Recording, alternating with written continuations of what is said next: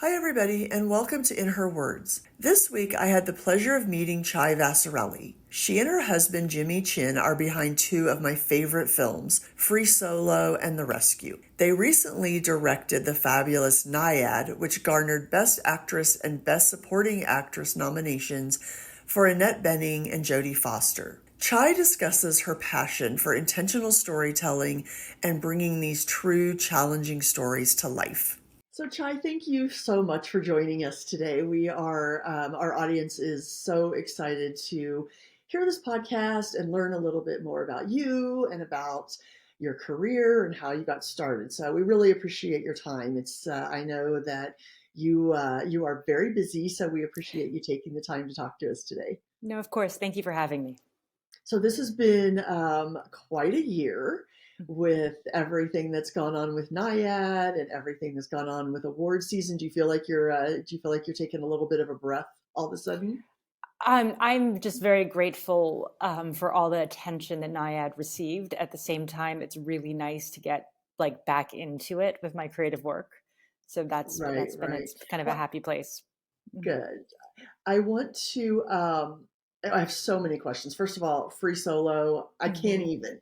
I mean, sitting in a real IMAX theater at Universal City, watching that movie. I mean, literally having a heart attack. So it is. It's just. I mean, the work that you guys do and the projects that you choose. I want to get to that in a second. But before, even before that, I would love to hear. How did you get started? Were you Yeah, I know you were a photographer.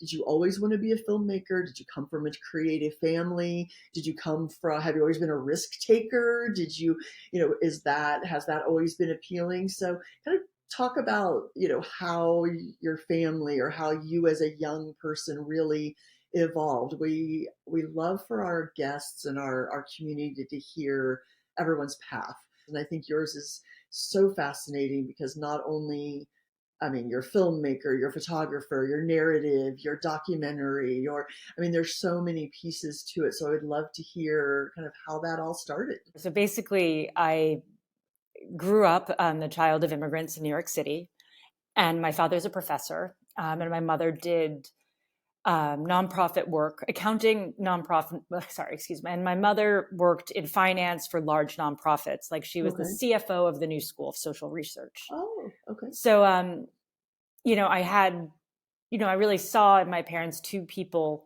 who worked incredibly hard, and especially my father is really passionate about his subject matter and what he teaches, and he still Hmm. teaches. He's 80, and you know, I, like many good immigrant kids, was told, encouraged to become a doctor or a lawyer, um, and maybe finance. But when I was in college, I discovered, I was really unhappy as a pre med student. And my father came to me. I asked him if I could take a year off from Princeton. And he's like, "What's going on?" And he came to see me. And he said, "You don't have to do it. Like, you just don't have to do it." So immediately, I felt great relief. And I began studying the arts and literature. So Mm. I made my first film while I was at Princeton.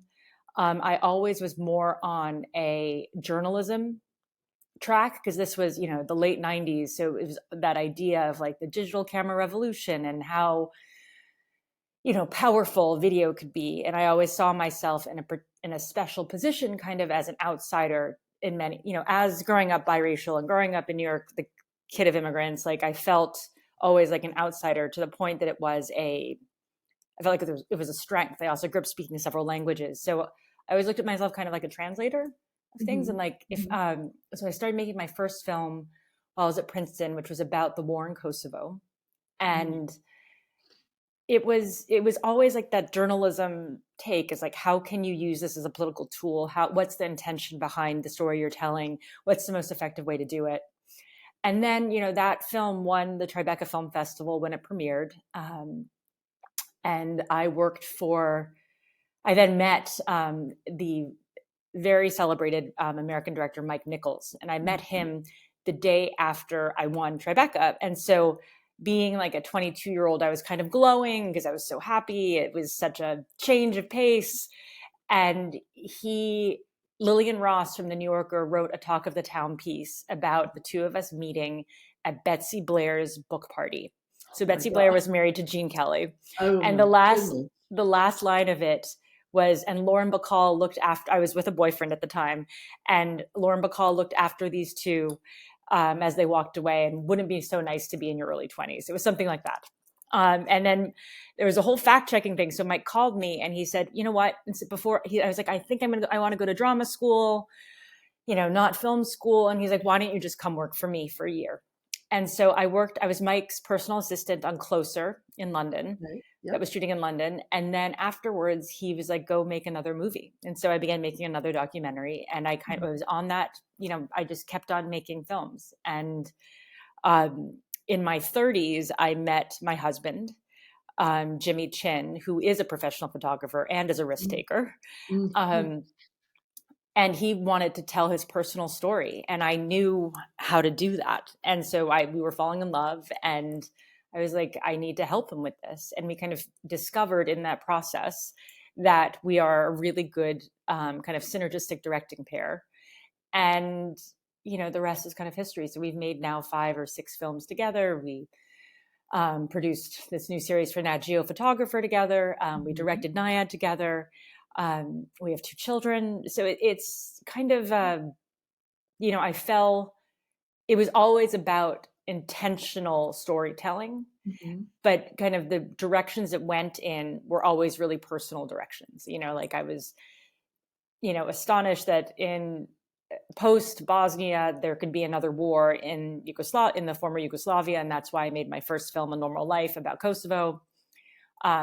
My second film was called Yusundor, I Bring What I Love, which was about, this was post 9/11.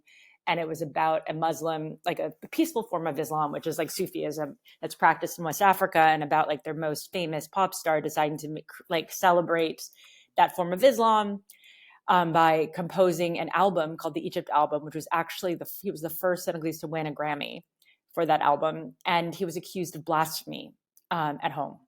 So, on one hand, he was playing in Carnegie Hall, and on the other side at home, it was a very big deal. So it was just always these like kind of politically motivated interest in stories that could speak to an audience and call attention to certain subject matters or certain stories. Was there any was there any thought when you were working with Mike Nichols and seeing his process to shift away from documentaries to to narrative? Was there any did you, or even seeing him working and what he was doing, did you all you knew that you wanted to tell your stories through true through true stories or through documentary style? It's a good question. I look at them all as quite similar in Mm. that it's really about the craft of storytelling. Hmm. And, I knew how to read a script. I had directed plays in Hmm. college, and I knew how to write pretty well, like as a journalist. Hmm. And for me, it was like, what form best serves like Tells the the story you story. want to tell. Hmm. And being a young woman, having had some success in one medium, it made a lot of sense to keep on kind of that track Hmm. that I wanted to Hmm. be on. Hmm. Also, again, it was like very politically motivated.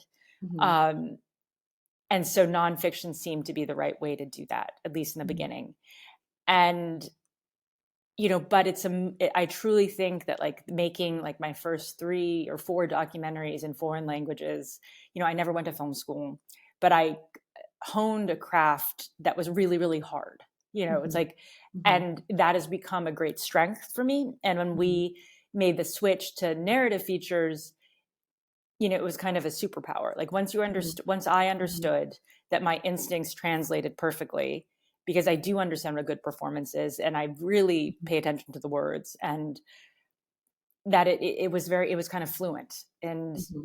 Hmm. and so I don't know. I think the world has changed somewhat. I still think it's really hard for women to get their start in entertainment, and I still think the type of content that's being made um, very much skews towards a certain worldview. And Hmm. for the longest time, like nonfiction there was more access to it. And Hmm. especially being an accomplished nonfiction filmmaker, it's, like we can make bigger docs than anyone else can. Right, But right. it's now fun having gone into narrative fiction because the resources are so different, and like the platform is quite different. Yeah, and they're um, back when you were talking about your parents. Did your dad was your dad a professor in the sciences? Is Yes, that why medical school? no, my father was a professor of is a professor of artificial intelligence and accounting systems. So he Oh, was kind of like one of the originals from MIT, and he's Hungarian but grew up in Brazil. And my okay. mom is Chinese, and she moved here when she was 17 to go to Mhm. college. So, you know, my dad, to his great credit, like really said to me, I didn't work this hard all my life to have you not pursue what you want to do. And so, Right, right. like I feel really lucky. I made most of my Mhm. first films in their basement, literally. Um, and, wrote every grant for those early films from their basement and lived with them. And my dad basically paid for my health insurance until Meru won Sundance. And I was invited to join the DGA and join a Right. union because I could never get in before. Oh my gosh, that's Mm-hmm. amazing. I know. I was just wondering when you said you were pre-med and then going to journalism. I'm like, where did that come from? If you have finance and then and then Well, technology really and the sciences on that side, but different, not the it was natural more, side. I wanted to be an MD, PhD in epidemiology. Like I Ah, from a very early age, because I wanted to okay, travel the world and use my knowledge to fix things, right. study things, help things. And then it was like a real awakening when I was um, before college. I won a scholarship where they pick one kid from each, like from about 35 different countries, to go study at the Weizmann Institute of Science in Israel. Hmm. And I studied in Meyer Wilczek's lab. He's a Nobel laureate. And, when I was there, I met the most extraordinary people who really loved what they did. And whereas I always looked at science as a way of getting to a place that I found interesting and being able to help Hmm. people. Hmm. And so it was like, that's what kind of caused my disenchantment when I finally got to college, because I was like, I'm not happy doing this stuff. And there are Right. other things I like to do. And so I feel very lucky that I was supported through that. And like you know, I don't know. I don't think my parents ever thought that I would, I don't know, get married, have kids, like be successful. I don't know. They just thought I'd make some really passionate work for all my Right, life. right. Yeah. But there is something where passion meets work ethic. Hmm. And I think that, somewhere along the way that sort of has gotten lost in the, in the just do what makes you happy, do what you're passionate about. And you have to have a work ethic and you have to have goals and you have to have, and so I feel like it sounds like your parents had that because, I'm sure for even for your mother being a CFO in a corporate, in the corporate world is, it's much easier and it's much more lucrative, than it is in the nonprofit. So there has to be a passion there that ties it all together for that success. Well, I And think in her case, it was quite unusual to have an immigrant woman in that role. And right, so, right. so I think that was also about access. Mm-hmm. Um, and there's no question in my mind that had my mom been, born and raised here and same trajectory, she probably would have had a different career because she could have done Right. anything. And But there's so again, many people that take that path, that take the path into nonprofit because it's like, I know I want to do this and I like this, but I'm passionate about this mhm. world. And I think that, there's something about meeting those two things, passion and work ethic are leading to, more success, whatever you Well, want, the joke in however our you family define success. Yeah. is that my mom always used to say she can't finish anything because I was so precise and perfection, like such a perfectionist. And now she's like, oh, she's just a perfectionist. And I'm like, Oh, Mom, like really, like it's always been the same. Like it's the same muscle, the same instincts, the same questions. right. It's just, the world has changed a bit around us. Right, right. Mhm. Know that. So when you were, so you're working for Mike Nichols, which is just, I mean, phenomenal in itself. That is just so cool. And I remember Closer. I was a film buyer when Closer came out. What and then you went on to start this. So how the projects that like Free Solo and like Nyad, how do you categorize them? I mean, do you categorize them as documentaries or as narrative doc? Because they are narrative and they are, but they're based on they could very easily been a documentary. And so was it easier to kind of step into that, that world of Nyad and taking on that project with, I mean, amazing. Can't wait to hear. I want to hear what it was like to meet Jodie Foster and meet Annette Bening, like, and work with them like that on your first, but was that a simpler transition than, to say, oh, I'm gonna direct Harry Potter, something that's so fictional. How was that translate? Was that transition a little easier or no? I don't think so. I don't think so at all. We had 450 people on our set. There are 1,300 VFX shots in Nyad. It was very much being thrown into the deep end. But Right. Oh my the God. instincts of how to tell a good story and how to show a complicated Uh-huh. character were very much the same. And so it just was about learning to be more fluent with the tools that you were given and the opportunities, because it's Uh-huh. very, very powerful the amount of money you have to use to make you have to make a narrative fiction film, as well as these amazing partners that you find in your actors who are as committed to this idea of bringing a very complicated character to life as you Mhm. are. Whereas Mhm. normally in documentaries, you're an observer, you are kind of you're like a shepherd. Um, Mm. Mhm. and suddenly, like you had in fiction, you have these great partners who Mhm. are interested in what you see and want to work their hardest to get there. And I could say the same for your cinematographer, for your Mhm. production designer. They're all trying to they're the best trying to realize this world together with you.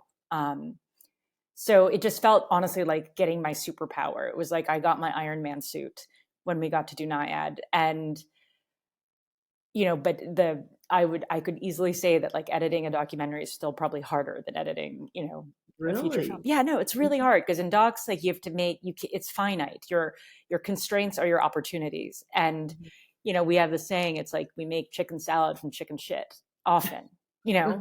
Right, right. Whereas, in fiction, you can reshoot something.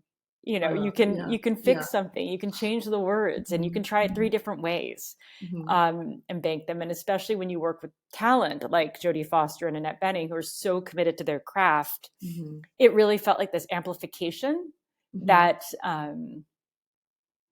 that was special. I mean, because I think those creative pursuits are very lonely. And that's one nice thing about having a directing partner in Jimmy.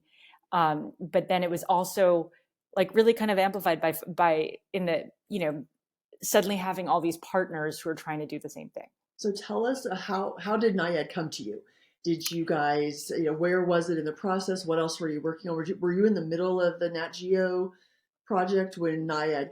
Because it's so hard for us as consumers to know what came first and when things were done, because we know when we see them, but they could be how they're being made. So tell us a little bit about how Nayad came to you, and really what was the process of deciding to be a part of the project? Well, it was really enlightened producing, like honestly. So Teddy Schwartzman and Andrew Lazar reached out to us because they had seen Free Solo, and Mhm. it was an interesting like vision for a producer, um, because they could see that we had a real understanding about how to convey a very complicated character, and also how to handle like the not only the logistics of a very physically daunting situation, Mhm. but how to Mhm. open that up. Like, how do you open up Mhm. climbing? Free solo is not about climbing, but climbing plays a part in it. And like Right, right, we've learned how to use that. And also, like, free solo is incredibly repetitive. He does the same thing over and over again, but it doesn't right. feel that way. It's an emotional journey that you're on. Mhm. Mhm. So they shared the script with us, and our response was, it's a great story. So the script. So then, basically, they said we could have the script rewritten, and we, met with a bunch of writers, um, and then found Julia Cox and worked really closely with her. And because of the pandemic, we actually had a lot of time. Like it was an extra amount of time because the pandemic happened, and we Oh, so you were working on this project in 2019, 2020, this on the script. It's like on the script. 2020. Okay. It was like 20. I feel like it was like late 2020 Okay. when the And script. were Annette and Jody attached to it Not then yet. when you Not first got yet. it? Oh, okay. No, no, no. They were not. No Okay. one's attached. So the Okay. script had to be rewritten. It was rewritten, and in the meantime, we were finishing the rescue. I don't know if you've seen that Oh, film yeah. of ours. It's my favorite film that we've ever made, Okay. about Yes. The the Thai rock. soccer team that got Uh-huh. stuck in the Uh-huh. cave. And, you know, so anyway, the script got into a good place. It always had to be Annette. And when she said yes, it was like a dream come true. And then we were like, wouldn't it be amazing? It would be Jodie. No one thought she would say yes. And So good. Jodie did say yes. And so it was going to be independently financed, but then Netflix saw it at Berlin and said, why don't we make this film with you guys? And so it just was really, Nyad is is a film that is like absurd to think actually got made. Do you know what I mean? Like, it's about women of a certain age, Right. um, doing like the single most like boring thing most people could imagine, which is swimming, like the same swim 5 times. There is no sex, like, there's nothing like Yeah. it's Yeah. just, it's a complicated female story. And but the thing for Jimmy and I was that after the rescue and Free Solo and Meru, we really wanted to examine these questions of, you know what's it like to have an audacious vision and really put in the work and the discipline, but from a Right. female Right. point of view. Mm-hmm. And when we read Nyad, that's exactly what it was. It was like it landed, it just like manifested. And I was like, this is great that we can use all these other chops and like apply it here Mm-hmm. and bring this one to life. And, Mm-hmm. I think most people would have been pretty daunted by the 5 swims and the repetition of it. But for us, like, it was clear because we already did this with the rescue. 13 of the same rescues happened in a row. Right. You know, Right. so there's a certain like way, a craft way to get through it. And I don't know. I think we got really lucky. It was kind of one of those, of course we'll do it. And of course we can do it, and then you kind of catch up and learn on the job. That's no, it was such, well, all of them, and I'm with you, the rescue. I remember, so my business partner, and not in women entertainment, my day job business partner, he called me and was like, "Have you seen The Rescue?" Because we're both just film nuts, and and he said, he was like, "You have to watch it. You have to watch it. You have to watch it, and like make your kids sit down and watch it with you."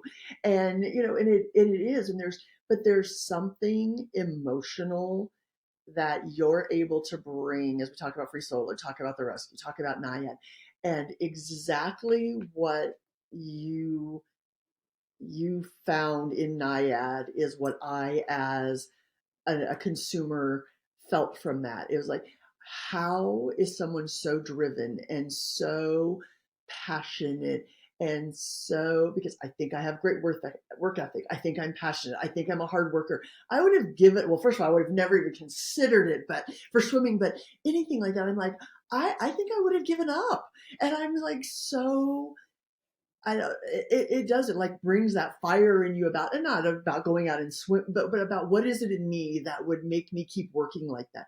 And I think there's something special about film and filmmaking that that can make you feel that emotion that you just can't, you can't get anywhere else, and you can't get from these. And again, I think it's the, knowing it's a true story and not someone. And I mean, I knew who she was and had heard her name and knew why I knew who she was, but seeing that whole story was, I think when you can walk away and you're left with that real like state change in yourself, that's amazing filmmaking. Thank you. Thank you. No, It's I think, like, I will not take credit for the story, and that Diana Nyad is an extraordinary woman. But what I found so kind of exciting and delightful was that, like, the complexity was the strength of it. hmm Like, hmm she's not likable all the time. And I really understood this idea that, like, the world may think they're done with you, but I'm not done with the world, right, right, and just like the audacity to like believe in herself that way. yeah, And I think it was yeah, actually one of those, I know that this podcast explores questions about like how we kind of find our voices in hmm entertainment. And hmm I have to say, like, it was kind of mid-career that I heard a woman talk about, it was Marissa Meyer, talk about how the work doesn't speak for itself. hmm And that is what really resonated with me, because then I looked around, I was like, yeah, I always believed the work spoke for itself, so it's okay if I'm shy, and it's okay if I don't necessarily self advocate. But after that one line that I heard yeah, at that talk, I was like, okay, like, I have to introduce myself. I have to Right. talk about the work. And it's not like, and Right. all of our work is pretty, I think we're sometimes disregarded because we're kind of wholesome. Like, it's a 4 quadrant, all of our films you can watch with your kids and your Right. parents, and then everyone will Right. put away their phones and talk about it. Right. But that's what we like making. That's the point. It's like we want something to bring us together as in the way that only like film can, Right. like where you can Right. actually have a communal experience and then talk about it. Yeah, no, it is, and I miss. I was the film buyer for ArcLight Cinemas in LA Okay. for I know everyone's like, oh, I ArcLight, know. and and one of the things that was so. I mean, there's so many great things about that career, that part of my career, and the films and the projects and the things that we brought to ArcLight. But it was more about the people who saw them and how they experienced them, and especially at the Hollywood location of that communal experience and no distractions and all of those things, but the people talking about them before and after, and like the ArcLight moviegoer asking for almost like a book club. Like, where can we go? How can we talk, whether it's online, whether it's in person? How do we talk about films together? And I think that's exactly what you're saying is there's films that are, that you don't stop talking. I can't. How long was Free Solo? I still talk about Free Solo, and I don't even know how many years ago it was that we saw it. I remember where I was when I saw it. All of those, those pieces. And same thing. I mean, the story I tell about the rescue. I mean, I remember Stacy calling me and be like, "Have you seen this yet?" When you mentioned Netflix and then the Nat Geo project and some of the others, how has that evolved for you guys um, as business, as running a business and as creative, the creative side and the business side, looking at whether it's going, is it going theatrical, or is it a theatrical project, a narrative film, or a doc film, or is it a series? Is it on streaming? Is it theaters first? How are you guys? How do you look at that with each project? Are you part of that decision? Do you want to be part of that? Does it matter when you look at that? How are you guys kind of navigating that world? Well, I think the statistic is that in 3 years we would have made 7 films with Nat Geo Disney Plus over 10 years, if that makes sense. Like, so 7 films in 10 years is a Oh, lot. seven. Okay. Yeah. Yeah. Yeah. I feel very lucky that we Mm-hmm. found Nat Geo. Um, Free Solo really was kind of the beginning of their reincarnation of Mm-hmm. their doc Mm-hmm. arm. And I think, it's completely luck, where I could find a studio, like a head of channel in Courtney Monroe, who's a very accomplished professional as well as a mother of two, and then a head of docs in Carolyn Bernstein, who likewise is a very accomplished executive, but also a mother of two. We actually went to the same high school, 10 years apart, but she kind of just understands us. And so this, they were, they financed Free Solo from day one. And I don't know, it's like really special to find create like executive partners who trust you Mm-hmm. and who really empower you. And so, we're very lucky we have a first look deal on nonfiction there. And Mm-hmm. it's, I cannot tell you how nice it is to know that your voice will be listened to. Because I mean, that's kind of the whole nonfiction thing, is like you always self-advocate now, like you have to. So Yeah. they have, they guarantee, they bring our films out theatrically, Mm-hmm. and it's just part of, our agreement. And that's great.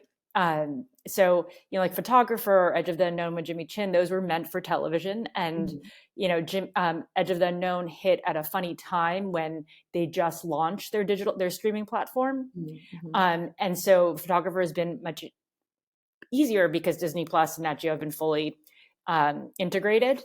But those were always meant to be episodic on Okay. streaming.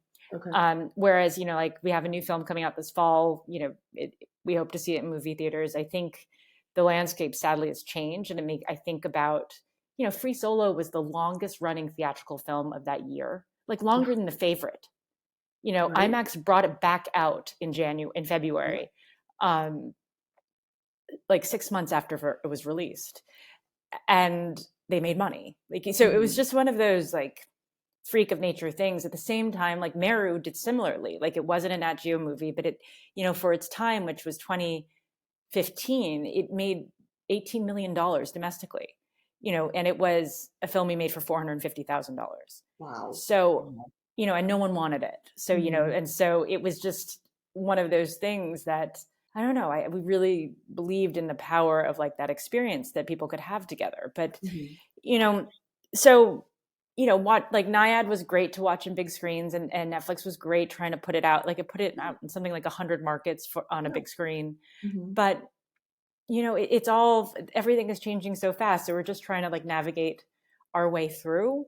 And I do believe that different films can exist, in different, ways of receiving them. But I think Right. that Nyad was really affected by the strike, because when it Okay. came out, we didn't have our Yeah. talent. Right. Because, and I didn't really, that's where I think our um, lack of experience in fiction really Mhm. affected us, Mhm. because, we're used to promoting our own films, right? Right. Right. But the power of Annette Bening and Jodie Foster coming out is a really different thing Right. than it is Right. um, promoting a documentary. So I think that the film definitely suffered that way, but it is one of those kind of evergreen titles on Netflix where people keep on watching it. It was something Oh, like, absolutely. yeah, it was like, I think it was after the nominations came out, 1 million people watched it in like 3 days. Right. So Right. it's And just yeah. interesting. Yeah, Yeah, people do. They start looking, and the award the nominations matter. I mean, they it do. brings things. I think there's, it's sometimes there's so much content out there that it's hard, to navigate and find things unless you hear it. And then the nominations come out, and it does help to. And I think Jodie, True Detective coming out in January when, right when the nominations, Hmm. we were kind of hearing that double whammy of her everywhere. And oh my God, she's just so flippin' cute. I love her so much. I like, yeah, every time I see her in an interview or saw whether she was doing stuff for True Detective or for Nyad, I was like, oh, she just, she interviews so well. She's so well spoken. She's just wonderful. Okay, I have to ask you a girly question. You look like you were having so much fun with all the award stuff, and getting dressed up and designers and all that. Was it fun? Was that part of your, like, I have to get out there a little more? Because you look like you were having so much fun. It's so interesting that you say that. So yes, of course it's fun. It's nice. It's fun to be able to wear these beautiful things that, that each one is like a piece of art, right? Right, right. But in nonfiction, I always felt like my job in dressing was to elevate the whole genre. Do you know what I Okay. mean? Like, Right. like we can be presentable too. And that was fun. And I was also, free solo. I was what, I don't know, 8 years ago, like 8 years younger. And, you know, this time it felt more like I understood there was a gendered thing about being a director and looking like Mm, a director, and especially mhm. being appropriate in terms of my actors, who, Mhm. like, they're the stars, like we're just here to Right, support. right. So it was different, it was different. And but yeah, no, it's definitely fun. I guess my highlight was the dress I wore to the Oscars with Chanel. But part of that conversation was like, hey, that's great, I'd love to wear you, but I'm taking my daughter to Paris for a few days for a mother-daughter trip. Do you think we can go visit the ateliers and meet the craftsmen? And they said yes. So it was Oh, like, it was fun. That was like the yeah, fun part. And it's stuff like you could never buy yourself, but like it's nice to be a princess for a night. But my Chanel right. dress, this is a girly thing to say, an armorer showed up with it. They wouldn't let me travel with it because Oh it's my haute God. couture. And he brought the jewels and the dress, and then we had to leave really early the next morning. But he was there at 6 a.m. to pick To up the come pick it dress and the up. jewels. Yes.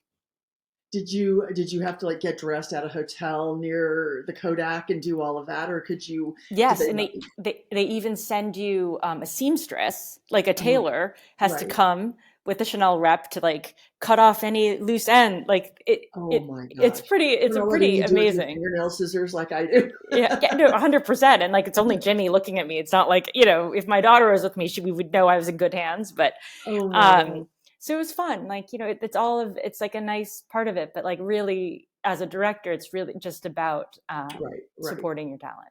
Right. Mm-hmm. So along the way, as you know, you're talking about how your parents supported you. What does the rest of your kind of your team look like? Who's there when you're questioning, should I do this? Should I take this project? Or I'm running into sexism. I mean, even before Jimmy, who do you have kind of a support group that that you have had, or advice that you would give to especially young women coming up? Like who should we surround ourselves with? Who should be there to be the sounding board or help along the way? It's interesting that you asked this question. I mean, I have like two pieces of advice I always give to young women, but I don't know how it necessarily links to who surrounded me. I think I was really lucky to have an intellectual for a father Hmm. who was very enlightened and, Hmm. looks at women as being 100% equal to men, Hmm. and um, always like made me believe I could do anything, Hmm. and and at the same time, I went to this kind of powerhouse girls' school called Brewerly, Hmm. which is a 13-year school in New York City, and actually our daughter goes there. Hmm. And my group of friends are amazing. Like, there are these four women. We're still on the text chains, and all this stuff. And they, one's a very accomplished artist. One is an MD, PhD. Um, one is like runs original content at YouTube. Like, we all went kind of different ways, Hmm. Hmm. but my two pieces of advice for young women when I'm asked is, one, like, it's really not pretty. Like, I have two kids. Everything may look like I'm having fun. There's nothing pretty about it. Everything's messy, and it's Hmm. absolutely okay. Hmm. Like, it's like I love being a parent. It's the best thing I'll ever do. It made my work better. I came to it quite late. So, I'd already worked so hard to get to a certain place in my career, and then everything Hmm. explodes at the same time. So, like, my Hmm. main point is, like, don't be too hard on yourself. It's not pretty, and like, use your resources. Like, we live on the same block as my parents, Yeah. which is Yeah. not pretty either. It's like they have like insight into my life at the same time, and I worry about them, and but and I travel a lot, but my kids have people who love them around them. Right. Right. And the other part is, like, it's never, you have to be able, it's really important to self advocate, and you should be able to ask for anything you want, as long as you ask for it politely, and you receive, if there's a no, receive it politely, because you can Hmm. always ask again. Hmm. And, I was kind of like IMAX, free solo and IMAX. Greg will tell a story about how, I mean, I asked him 5 times. I Oh, went to really? IMAX 4 times and once over Zoom. And I was like, please put us on. I made Alex call his son, like and then we convinced Nat Geo to pay for the transfer as an MG, which they Hmm. did. And then it worked. But it took like a good year and a half of trying to convince him, because that film was always supposed to be um, on IMAX. Yeah. And he was like, I won't call you annoying, but you're kind of like broaching on annoying. And I was like, would you say that to a man? But it was just one of those like convivial like relationships where I just kept on coming back and saying, come on, when do we do this? Right. Right. And and then he did it, which was really special. And so I kind of, that's my big thing, is like, you should really always, like, why not ask? Yeah. Always ask. Yeah. Yeah. I was speaking to a woman a couple of weeks ago who's a writer, and I said she could do an entire, whole day discussion on the power of the ask. And she really did. It was so eloquent in the way that she did it, and, strength and politeness and doing your research and, all the reasons that you're asking, but it is something, and all they can say is no. And then you have to, like you said, if you keep going back, how far you can push, how far, that's all, specific. But the power of the ask is very, very is a very important skill, I think, especially for young women to know. So I know we're almost out of time. I can't believe we've been talking. It's so great. But I want to ask, so when you do have a little downtime, what are you reading? What are you listening to? What are you watching? What are you enjoying that's out there that maybe someone else is making? Well, have you seen that movie, The Taste of Things? Yes. It's Oh my so good. gosh. So Julia good. Like she is so good in it. It's so Yes. good. It's one of the great joys of like actually when I do travel is to be able to watch like movies on the on the airplane, but also like Uh, our we have an office and there's a big screen. We built our own screening room because screening is so oh, much part of uh, um, our process that like there's a real pleasure in just like sitting down in the middle of the day and watching a movie if I can. right. And but for the most part, like my kids are 8 and 10, so like I Yeah. very much mommy a lot. um, but I actually could very happily be a watercolor artist just Oh, by okay. myself. Like, I love like, you know, the the crafting part of it. Jimmy always says to me, he's like, I guess there are worse things you could do when you're like late at night and alone. And I was like, yes, there are many Yeah. worse things I could be Yes. doing. Watercolor is Yeah, very, it's okay, yeah. like, and I'm also a very big reader. So I just Mm, finished Ilium, mm. um, which was very good. And I'm reading now an old book called The Hotel on the Corner of Bitter and Sweet. Oh, I don't Um, know that. Okay. yeah, it's about Japanese internment. It's like quite good. Okay. And I'm part of two book clubs, and they're both very functional. One is like a mommy book club of very successful women who are all about 5 or 6 years older than I am. Mm. So they all have kids who are already like applying to college. So it's like my mommy hack book club. And I get to be like the one that's a little bit crazy and is like traveling all the time and like has to cancel because I don't know, my child got sick, and it's all okay.